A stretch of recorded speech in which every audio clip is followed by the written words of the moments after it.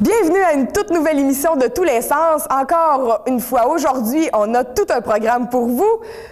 Encore des chroniques culturelles et un portrait d'artiste, mais aussi nous avons notre personnalité matapédienne de cette émission, qui est Mademoiselle Jacqueline Paquette, ancienne enseignante de Sébec.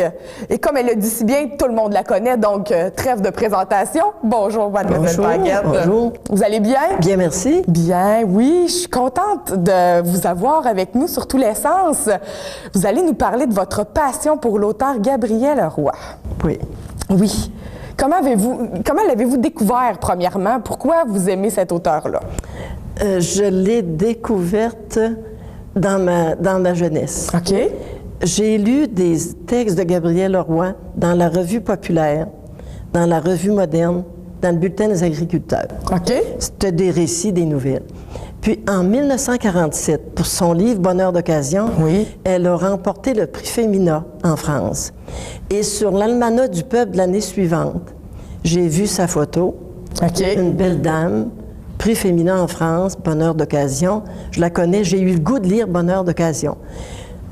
Mais les circonstances ne me permettaient pas de me le procurer. OK. Mais je rêvais, à un moment donné, je l'ai lu.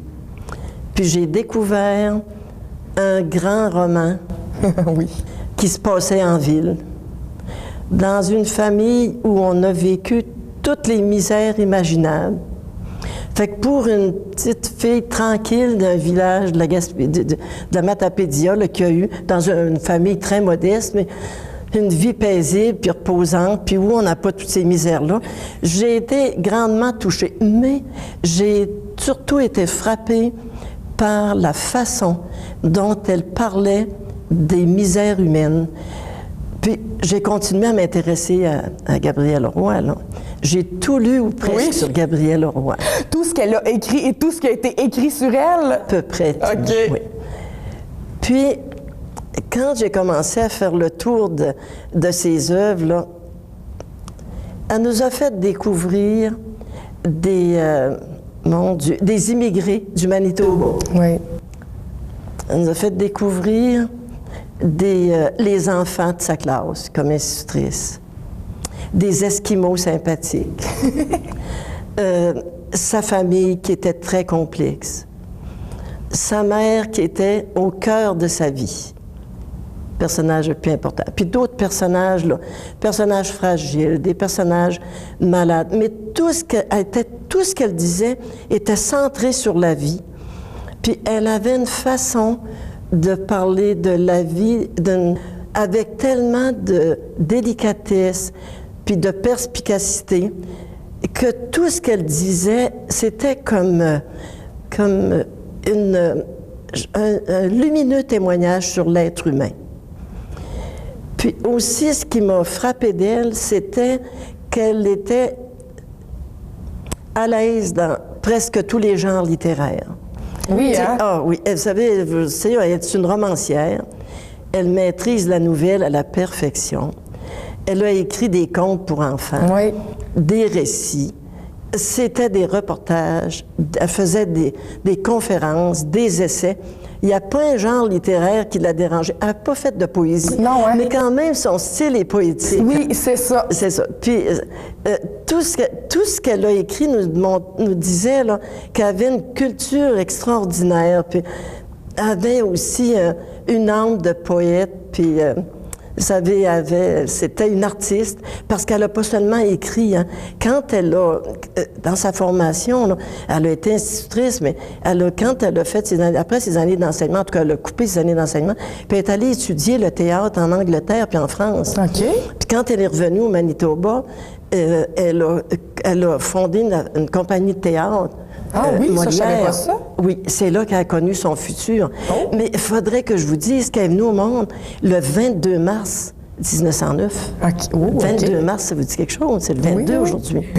C'est sa fête aujourd'hui. Tout à fait. Oui. Puis, fait que c'est important pour vous. très important, c'est oui. sa fête. Puis en 1909, fait qu'elle serait un certain âge. Puis ça fait qu'elle a travaillé beaucoup le théâtre. Fait qu'elle avait, c'est ça, elle avait une grande sensibilité. Fait que ça passe dans ses écrits, ça Oui, aussi. hein.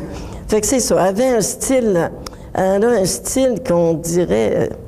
C'est un style noble, puis simple, et simple et riche en même temps. Là. C'est ça, tout le monde peut lire Gabrielle Roy, oui. c'est accessible. Oh, elle est facile à lire. Oui. Vous la faisiez lire, vous, à vos élèves? Bien, les circonstances ont voulu que je partage mon amour de Gabrielle Roy avec les jeunes du secondaire 4, parce que dans les années 60, les jeunes avaient une lecture obligatoire à tous les niveaux, au secondaire 1, 2, 3. Puis c'était pas secondaire dans ce temps-là. C'était 8e, 9e, 10e, 11e année. Oui. Puis en 11e année, les filles devaient lire Rue des Chambeaux de Gabrielle Roy. OK. Les garçons devaient lire Vol de nuit de Saint-Exupéry. Ils lisaient pas la même chose? Non. OK. Les garçons, c'était Vol de nuit de Saint-Exupéry. Puis les deux groupes, ils lisaient Le Grand Monde d'Alain Fournier. OK.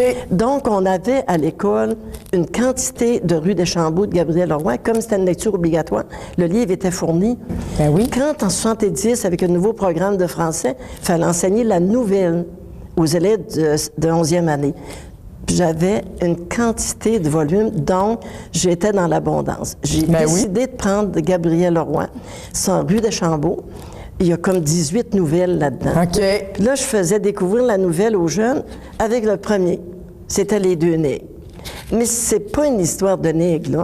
C'est une histoire... Vous savez, je vous ai dit que tout était collé à la vie. Hein? Oui. C'est deux familles voisines. Les voisins des rois, c'était des Gilbert. OK. Puis la madame Gilbert avait l'art de se mettre le nez dans les affaires des rois. Mais jamais que Gabrielle Roy nous dit qu'elle était curieuse puis qu'elle était déplaisante. Non. Mais elle avait une finesse de nous parler de l'attitude de la voisine. Puis la madame Gilbert et ses enfants, il y avait du talent. Il était quasiment plus talentueux que ceux de la famille Roy. Oui, les pianistes, qui jouaient des pièces rares. Les prétendants, c'était le notaire du village. En tout cas, c'était la vie de famille. Puis comme, c'est pas toujours des Madame Gilbert, mais les jeunes sont attachés à Gabrielle Roy à partir de... Puis là, mais je leur préparais une fiche. Il y avait à travailler la nouvelle. Fait il y en a qui prenaient Rue des Chambeaux, puis d'autres cherchaient des nouvelles ailleurs. OK. Puis, il y avait une fiche à remplir. Voulez-vous que je vous lise qu'est-ce qu'une jeune a écrit d'une nouvelle prise dans Rue des Chambeaux? Allez-y. Elle avait choisi les étangs. Je vais lire moi-même. Bon, il y avait beaucoup de questions. Oui, il y avait on voit. un résumé à mettre. Mais c'est la qualité d'un résumé. Ça fait que la jeune, il a fallu que la nouvelle lui parle. Il faut qu'elle écrive ça. Elle a mis « Rue des Chambeaux est surtout une suite de courtes histoires qui relatent, romancées bien sûr, l'enfance de Gabrielle Roy. Celle qui m'a plus plu, c'est La Voix des étangs. Dans des mots simples, l'auteur décrit très bien les désirs de connaître notre avenir et ce que l'on sera plus tard. Elle exprime bien aussi en faisant participer la nature. L'air de mystère et de déchirement nous entoure quand on a pris sa décision. » C'est sa façon personnelle de regarder Rue des Chambeaux. Puis, je vais être obligée de vous arrêter, Madame Paquette. Mademoiselle Paquette, on s'en va en chronique et par la suite, le portrait d'artiste matapédien.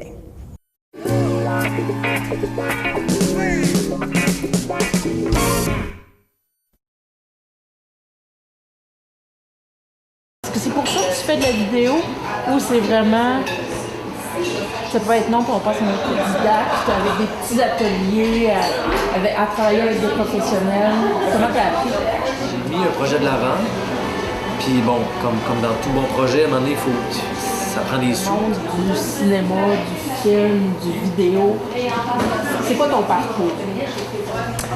Mon parcours dans le domaine de la production vidéo, dans le domaine du documentaire, en fait, a commencé à la TV communautaire. En 2000. Mais donc, j'ai commencé ici, tranquillement, pas vite, puis je suis allé ensuite travailler comme preneur de son aux productions Vic Pelletier à Matane. Puis de fil en aiguille, tu sais, j'ai comme découvert que oui, preneur de son, c'était le fun. Mais en même temps, après 2 ou 3 ans, j'ai découvert que je voulais être impliqué dans le processus créatif. Fait que c'est là que j'ai comme demandé à avoir autre chose, à être impliqué plus dans ces projets-là. Fait que là, j'ai commencé comme assistant réal, à devenir réalisateur. Puis de fil en aiguille, oui, je suis devenu réalisateur, documentaire, mais ça a été, c'est un processus assez long, de longue haleine. Puis qui, à mon avis, ne sera pas terminé de sitôt. On est toujours là à apprendre constamment. J'apprends mon métier sur le tas. J'ai fait une formation en fait à Québec en audiovisuel. C'est cette formation-là en audiovisuel qui m'a permis de rentrer dans le domaine, d'avoir cette compétence-là avec l'électronique. Fait que j'ai commencé comme preneur de son. Comme preneur de son, j'ai observé beaucoup. Et depuis ce temps-là, ben oui, je suis à environ 2 à 3 formations par année. Des formations en montage, en prise de son, en scénarisation, en réalisation documentaire. Puis il y a 2 ans, je suis allé suivre un cours à l'INIS à Montréal, à l'Institut national de l'image et du son, où là, on creusait le documentaire d'auteur. Mais c'est ça, c'est constant. Il faut toujours visionner beaucoup de films, puis il faut échanger, il faut s'impliquer dans plein de projets et faire différentes formations à travers le domaine, là, puis à travers la province aussi. Là. On les court, les formations. Ouais. Je suis quelqu'un qui est inspiré par le territoire, beaucoup. Et je dis ça en même temps mais c'est un peu contradictoire. Je suis en partie inspiré par le territoire. C'est sûr qu'il y a des projets que j'ai faits parce que j'étais inspiré par la vieillesse et la fin de vie, en fait. Il y a un film que j'ai fait qui s'appelle Avant l'hiver, où on rencontre, moi et ma co-réalisatrice, en fait Mélanie Gagné, on a rencontré 3 personnes qui étaient en fin de vie. 83, 93 puis 103 ans, approx. Et c'était vraiment on voulait questionner comment on vit, en fait, quand on est près de la mort, en fait. Il y a un autre film que j'ai fait aussi où est-ce que c'était sur le rituel funéraire. C'est comme toute la perte de sens, la perte du rituel funéraire. Donc j'ai tourné avec un coordonnateur bref, un thanatologue. Ça m'intéressait beaucoup. Je reviens sur ce que je voulais dire tantôt. Le territoire m'inspire. J'ai fait plusieurs projets, dont Gaspésie, Entre terre et champ, oui. On perd du terrain, c'en est un. Ça, sur le territoire, en fait, c'est tout l'attachement des Madelinos envers leurs îles qui vivent une agression, en fait, une agression territoriale. Ils voient des touristes arriver puis acheter des maisons et ça fait fluctuer ou monter, ça fait une spéculation immobilière.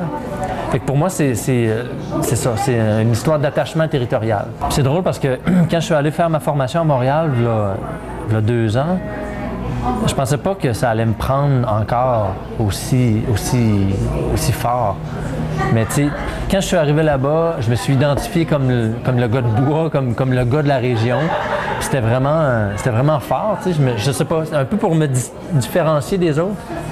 Puis au retour, tu sais, parce que je n'étais pas revenu, là, pendant les 6 mois, je suis pas revenu dans la région. Puis je suis revenu en juin, là, puis vierge, que ça m'a fait du bien. Là. Mais juste de voir les arbres, les feuilles des arbres bouger, les arbres bouger, les grands, les champs, les montagnes. C'était, je sais pas, je pensais pas le vivre, tu sais. J'avais 31, 32, là. Mais ça me prend encore beaucoup. Puis Puis encore là, aujourd'hui, je veux le témoigner encore dans mes projets. En fait, je veux parler du territoire. Je veux vraiment traiter du rapport que l'homme entretient avec le territoire. Moi, je suis travailleur autonome. Quand j'ai une idée, je m'assieds le cul sur ma chaise ou en fait, je prends le téléphone, je fais de la recherche. J'essaie de trouver l'idée ou l'angle, en fait. Puis c'est souvent ça, c'est l'angle d'attaque qui va intéresser. D'abord, il faut que j'écrive, il faut que je mette mes idées claires, nettes et précises sur du papier. Je vais aller voir un producteur. Et si mon idée est bonne et si j'ai un bon pitch de vente, ben lui, il va être intéressé. Si lui est intéressé, Il dit OK, mais lui, il part avec cette idée-là, puis il s'en va à Montréal ou dans les grands centres québécois ou canadiens, puis il va aller rencontrer les diffuseurs. TV5, RTV, Radio-Canada, Télé-Québec, etc. Puis il va essayer. Il dit ça, c'est un projet de Guillaume qui pourrait intéresser tel diffuseur. Ça irait là. Il y va. Ah, OK, oui, ça pourrait marcher. Fait que là ensemble, ils essayent. Ben, c'est le producteur, ça, c'est la job du producteur de ramasser l'enveloppe du film, tu sais, de ramasser 100 000, 150 000, 200 000. Ça, c'est des petits projets, là. Puis, fait que, ben, quand ça fonctionne, tu sais, on a de l'argent puis on procède, tu sais. Mais des fois, lui, il va m'appeler parce que lui, il est bien en contact avec ces gens-là, avec les diffuseurs. Et des fois, c'est le diffuseur qui appelle Vic, qui dit « Hey, on aimerait ça avoir une série sur tel aspect. » Soit qu'on propose des projets, ou soit que des fois, on se fait appeler pour avoir des contrats clés en main, qu'on appelle.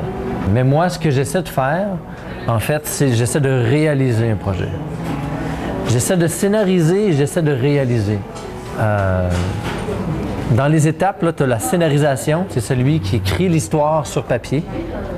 Ça dépile, 10, 13, 15, 20 pages. Ça, c'est le scénario. Un réalisateur va prendre le scénario, il va réaliser le scénario, il va mettre en image toute la mise en scène. C'est ça la job d'un réalisateur. Par-dessus moi, mais tu as le producteur qui, lui, gère l'argent. Je suis revenu dans le coin en 2001, à Prox. Et puis je vis de ça depuis ce temps-là. Mais, tu sais, pas juste la réalisation. Je fais de la prise de son aussi. Parce que quand j'ai pas de contrat de réalisation, j'essaie de faire, d'offrir mes services sur d'autres tournages, donc comme technicien, comme preneur de son. Fait que ça boucle les fins de mois, puis je gagne bien ma vie, puis je suis assez occupé. Oui, pas mal. Il y a du monde qui vient de me voir, là, je te dirais minimum un par année qui viennent me voir. Puis ce que je lui dis, c'est sûr, fonce, mets toutes les chances de ton côté, etc. Puis c'est sûr, là, il faut le faire, puis il faut y croire. Mais c'est pas évident, c'est sûr, il faut persévérer là-dedans. Mais quelqu'un, souvent, les gens qui viennent me voir, ils veulent réaliser. Puis ce que je lui dis, c'est si tu veux réaliser, il faut que tu saches écrire. Sinon, tu vas être fourré. Tu vas vraiment être dans la merde. Puis moi, j'essaie de... longtemps après, là, je m'en rends compte. Puis c'est pour ça que je suis allé faire des formations, mais c'est pour améliorer l'écriture. Parce que, si tu veux travailler, il faut que tu saches écrire. C'est quoi ton idée? Trouve ton angle, mets-la sur papier puis sois convaincant. Ta bonne idée, là, si elle rentre bien dans un paragraphe, dans un bon pitch, puis qu'elle est innovatrice, elle propose un nouvel angle, elle va aborder le sujet d'un autre aspect. Il est là le secret, en fait.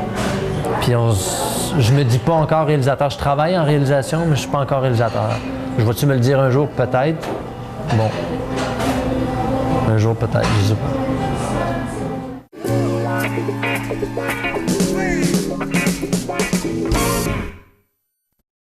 Alors, Mademoiselle Paquette, continuez de nous parler de Gabrielle Roy.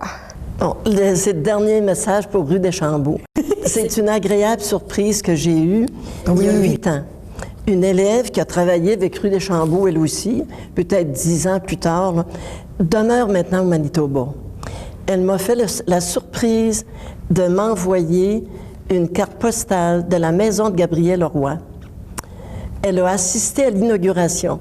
Il y a une société de Gabrielle Roy, là, au Manitoba. Elle a assisté à l'inauguration, puis elle m'a écrit une carte. Est-ce que ça vous dit de lire ce qu'il y a sur la carte? Avec plaisir. Bonjour, Madame Paquette. Aujourd'hui, j'ai visité la maison Gabrielle Roy et j'ai tout de suite pensé à vous. Je veux vous remercier de m'avoir transmis votre passion pour cette grande écrivaine et ses œuvres. Lorsque vous nous lisiez Rue Deschambault, je l'imaginais. Et maintenant, depuis 21 ans, j'ai la chance de vivre dans le coin de pays de cette grande dame. Merci. Wow! C'est un beau témoignage, Oui. ça. Fait que, c'est précieux. Tout à fait. Gardez ça avec votre Là, livre. ma chère, j'aimerais parler de ces enfants de ma vie. Oui. Ça, c'est des souvenirs de ces années d'école où elle a eu à travailler avec des jeunes parce que dans l'Ouest canadien, son père avait un emploi du fédéral, puis il donnait des terres aux immigrés venus de l'Europe de l'Est. OK. Fait que dans sa classe, elle avait des Polonais, elle avait des gens qui venaient de l'Ukraine, puis ils savaient presque pas parler français, puis elle leur enseignait le français à travers tout ça. Ce sont des souvenirs très touchants, toujours avec le respect des jeunes. Puis ça, c'est un livre, c'est un classique qui démode pas. Gabrielle Leroy, qu'est-ce que je peux... Elle a, le résumé de sa vie, c'est son autobiographie, Détresse et enchantement. Oui. Là-dedans, là, c'est encore... Elle nous a admirablement bien parlé de la vie et de sa vie aussi, qui n'a pas toujours été facile. Non, Elle a eu beaucoup de difficultés. Puis, dans ses écrits aussi, je l'ai eu en cadeau quand j'avais participé à un concours de Gabrielle Leroy à Radio-Canada. J'ai gagné le concours. Puis le réalisateur m'a donné un livre que je connaissais pas. C'est sa correspondance. Elle a écrit au-delà de 2000 lettres. Il n'y a pas beaucoup de gens, je pense, qui le savent. Non, ça, c'est pas connu. Pas connu. Puis elle a écrit au-delà de 2000 lettres. Puis son mari, Dr Carbotte, là, il travaillait au Manitoba. Puis en tout cas, elle travaillait, elle avait une santé fragile, elle faisait de la recherche. Toujours qu'elle était allée en France, puis elle est allée ici et là, dans la province. Puis elle y écrivait des lettres. Puis le titre, c'est, mon Dieu, c'est mon cher fou de Marcel. En tout cas, c'est à peu près ça. Puis c'est très, très belle lettre. On se demande ce qu'elle écrivait comme ça à son mari, parce que souvent de fois, elle était obligée de partir pour des ennuis de santé. Sa santé était fragile. Puis dans la deuxième partie de Détresse et d'enchantement, c'est un livre qu'elle a écrit. Ça s'appelle Le temps qu'il m'a manqué. Puis elle complète des choses qu'elle n'avait pas dit dans son... Puis il y a une phrase que j'ai répétée souvent. Puis elle dit, après la mort, souvent même après la mort, l'être humain n'est pas le même selon les yeux qui l'ont vu vivre. Fait qu'on parle de la même personne. Puis elle a cité ça après une réflexion qu'elle faisait sur sa mère avec sa sœur Adèle. Fait que ça nous apprend qu'on peut bien regarder les individus puis les voir tout à fait différemment. C'est une grande phrase. C'était une sage, ça, Gabrielle Leroy. Tout à fait. Puis j'ai eu la chance de visiter sa maison de campagne. Et on n'a jamais... C'est à la petite rivière Saint-François, dans Charlevoix. Puis je sais pas si j'ai le temps de vous dire ça. Ben oui. J'ai copié... Là, sa maison appartient à la Société des arts du Canada. Puis il y a la bourse Gabrielle Leroy. Puis quelqu'un qui gagne la bourse va composer dans son chalet d'été, là. Puis ils n'ont jamais dit de Gabrielle Leroy que c'était une bonne cuisinière, hein? Il paraît quand il arrivait là. Dans le bout de Charlevoix, elle aimait rencontrer Monseigneur Savard. Puis le fameux peintre de Charlevoix. Ça fait que ça, c'est le signet de... Puis j'ai copié... là, il y a un monument là, à l'entrée. On ne rentre pas sur son terrain. C'est un chalet excessivement sobre. Juste un étage, une toilette, puis un grand solarium vis-à-vis la mer. Puis la Société de Petite-Rivière-Saint-François a écrit Gabrielle Leroy, 1909-1983, hommage et admiration de ses concitoyens de Petite-Rivière-Saint-François et de tout Charlevoix pour nous avoir fait découvrir la beauté de notre pays, l'harmonie entre les hommes et la nature et le don de cet été qui chantait une ode à la vie. Cet été qui chantait, elle a écrit ça, c'est la description de Charlevoix, de Petite-Rivière-Saint-François. Mais j'ai de quoi de beau à vous dire. Quand elle est morte en 83, j'ai appris son décès, je revenais de Montréal. Puis j'ai appris ça. Le lendemain matin, je charclais des fleurs. Il y a une voix de jeune du trottoir. Il dit, Madame, je le salue. Il dit, avez-vous su que l'écrivain Gabrielle Leroy est décédé hier? Puis c'était pas un jeune que les cours de français levaient de terre. Ça fait qu'il ait retenu le nom de Gabrielle Leroy, qu'une élève m'ait envoyé une carte postale, c'est dire que Gabrielle Leroy pouvait plaire aux jeunes, les rejoindre. C'était à cause de la vie. Puis là, j'ai fini de parler de Gabrielle Leroy, mais il faudrait que je m'excuse de tous les autres auteurs que j'aime qui sont dans l'ombre de Gabrielle Leroy parce qu'il fallait que j'en choisisse une, mais on n'avait pas beaucoup de temps. Hein? Ben, mon Dieu, vous êtes magnifique, Mademoiselle Paquette, parce qu'on a terminé l'entrevue. Oh. Merci beaucoup. En tout cas, on voit que vous êtes extrêmement passionnée par Gabrielle Leroy. Moi, j'ai envie de retourner lire mes livres de Gabrielle Leroy que j'ai à la maison. Ben, allez-y, puis vous ne perdrez pas votre temps. C'est ça. Ben, merci beaucoup. Ça fait plaisir. Je vous remercie beaucoup d'avoir été des nôtres pour cette émission de tous les sens. Je voudrais remercier notre invitée, Mademoiselle Jacqueline Paquette, nos chroniqueurs et notre artiste qui nous a fait découvrir son art. Et je vous invite à être des nôtres pour la prochaine édition de Tous les sens où nous recevrons une personnalité matapédienne, Monsieur Frédéric Bureau. Merci beaucoup. À la prochaine.